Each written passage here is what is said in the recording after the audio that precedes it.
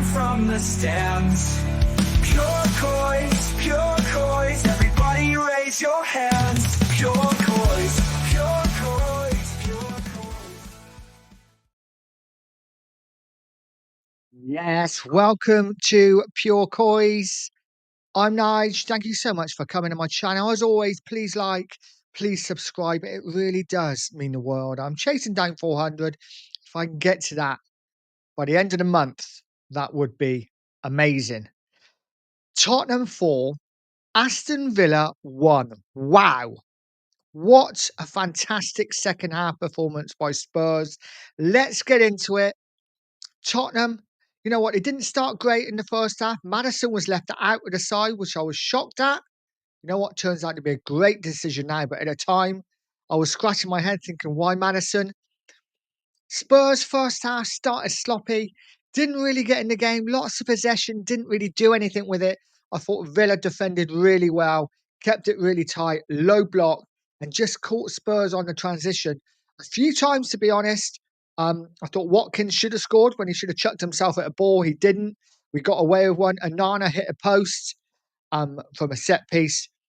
You know what? These set pieces for me, the first goal for me is down to Vicario. Aston Villa had a corner. It was played in. It comes straight to Vicario's hands. Just catch it. He tried to punch it. From the resulting punch, they crossed it in and Nana hit the post. And then seconds later, had another corner. Again, missed the first header and we got punished. If Vicario had caught the ball to start with, for me, that goal doesn't happen. He's got to learn to start catching the ball. He's a great shot stopper, but I don't like this punching. It's just me. I don't like keepers who punch. I want keepers to come out and catch the ball. For me, that first goal was down to the keeper and the keeper only, Vicario. As it is, Spurs didn't. It's a lot of puff that first half. Didn't create too much, and we went in half time a goal down. And I have to admit, I was concerned second half. I was really concerned, but as much as I want to critique when we play badly, I've got to praise when we play well. And that second half performance was absolutely fantastic. What a great second half performance by Spurs.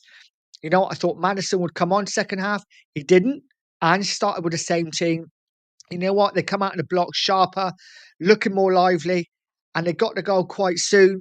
Brilliant ball in from Sonny and Johnson attacking that back post, doing what Johnson does. He will score goals doing this, and he got his 7th goal of the season for Spurs to make it 1-1. After that, I must admit I was left scratching my head a little bit. Ange made a substitution. He brought off Bentancur at the time I thought was Spurs' best player, and brought off Sonny. I guess I get it for fitness, but he brought on Richarlison out on the left, who's not really the type of player who's going to take on a player.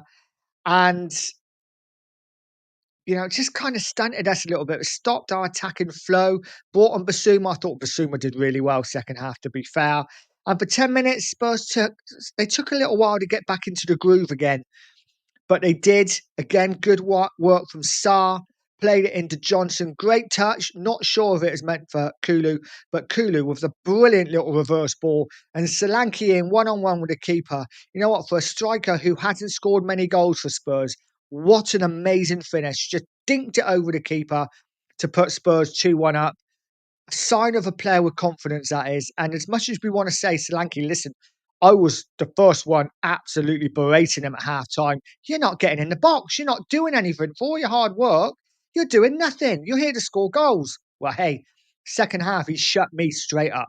What a brilliant finish to put Spurs 2-1 up. And not long after, it was 3. Again, brilliant interception from Sarr, who was my man in the match today, by the way. He laid in Richarlison, he put a lovely ball across for Solanke to get his second goal. And listen, that's all I want, is Solanke to get into the box. And he did this today, picked up 2 goals. Great finish from Solanke. The only disappointing thing is that Richarlison looks like he's pulled his hamstring by putting that ball in. Let's hope it's not too serious. Romero also going off injured, so we picked up a few injuries. Massive, massive big up to Ben Davis, by the way, who put in a brilliant block tackle that set up the second goal for Spurs. I thought he did fantastic when he came on, Ben Davis. Gets a lot of crap, but I thought he was brilliant when he came on. And then Spurs, just late on, added a 4th. just to, rub salt in the wounds. And it was James Maddison who come on with 10 minutes to go, who beautifully flighted a free kick in. Absolutely loved the goal. So pleased for Maddison. He obviously had his family and his kids out and celebrated with them. So pleased for Maddison, as was the rest of the players. Everyone jumping on him. What a great second half performance. You know what? Fair play to Ange. I was critiquing the subs when he made them, but they worked. So we can only go with what we can go with. Brilliant second half performance from Spurs. Want to see it on a more consistent level though. These halves when we're playing good one half, poor the next. We need to play well for the whole game. But listen, what a great result. 4-1 at home to Villa. I don't think anyone can complain about that. It's exactly what we want as Spurs fans. We now go to Galatasaray on Thursday and then Ipswich next week before the international break. 2 more wins, and you know what? Do you know what it is? It's 9 wins and 11. That's pretty good going, and we're back on track. Back on track in the league, which is what we wanted. I will leave it there. I'm delighted. I'm going to watch the Chelsea United game now and enjoy it thoroughly. Enjoy your evening, guys. Much love. And as always, stay positive, stay poised, and stay Spurs. Come on, you Spurs.